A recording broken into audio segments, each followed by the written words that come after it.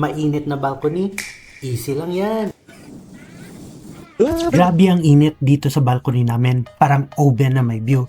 So instead na gumastos ng mahal, susubukan kong gumawa ng sarili kong sunshade. So ito yung gagamitin ko, metal poles. Kailangan ko ng 3 piraso. Unang ginawa ko, sinarahan ko yung dulo ng tubo gamit kahoy para hindi pasukan ng tubig at kalawangin.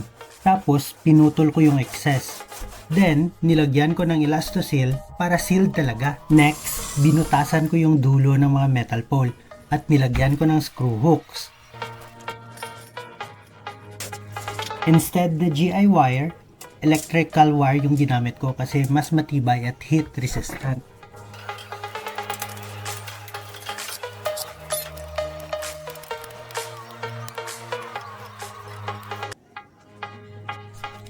Tapos, umakyat ako para mag-install ng hooks sa ceiling.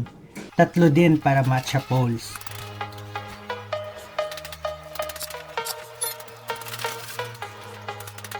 Para hindi mapunit yung rope, sinunog ko yung dulo gamit lighter para masil.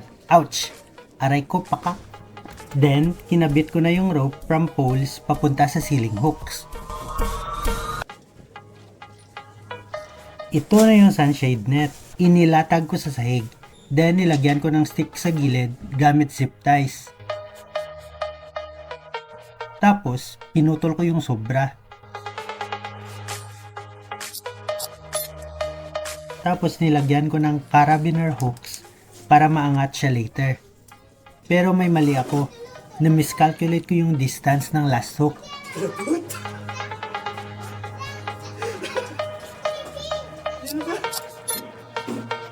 Sa tingin ko, hindi ko dapat pinutol yung sobra na stick. Pero no worries, may solusyon tayo diyan. Nagdagdag ako ng rope extension para umabot. Sa kabila naman, nilagay ko yung turnbuckle para matighten at masecure yung net.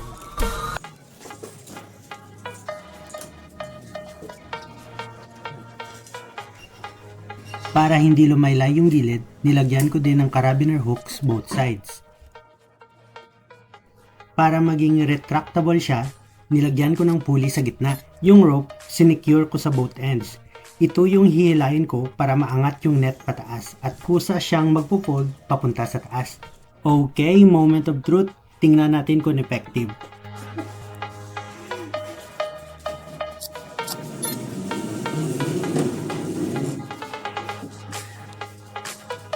First try, hindi gumana. Ayaw mag-fold ng maayos yung net.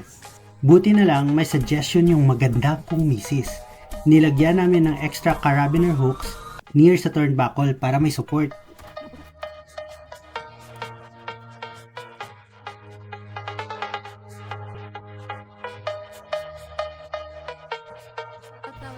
Tapos sinubukan ko ulit at ayun, gumagana na siya. Retractable sunshade net. Hindi siya perfect, pero gumagana. At ang pinaka-importante, ako ang gumawa nito. Okay, now for the final test, titingnan natin kung pasado ang gawa ko kay Bossing. Ikaw ka na try ah. Ikaw try.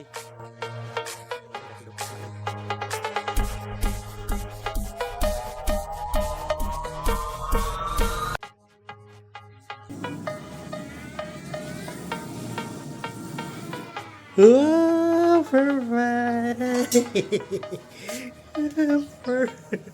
At yun nga, approve kay Let's go Missy. na. Kung trip nyo mga ganitong DIY builds, like and subscribe. Hehe. Okay. At least perfect na.